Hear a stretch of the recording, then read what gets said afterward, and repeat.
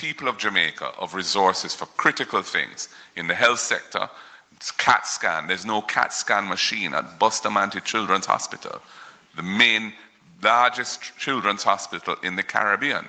And it is that type of scandalous behavior which is ripping off the people of Jamaica and making our lives much harder than they should be. And I just want to make one additional point, if I may, on this tax proposal that they have come up with. Now, if you reduce the income tax rate from 25 to 15, it means that somebody who's earning $30 to $40 million of income and who's paying $10 million of tax is going to end up paying $4 million less tax that the people of Jamaica need to fund the programs to support the society.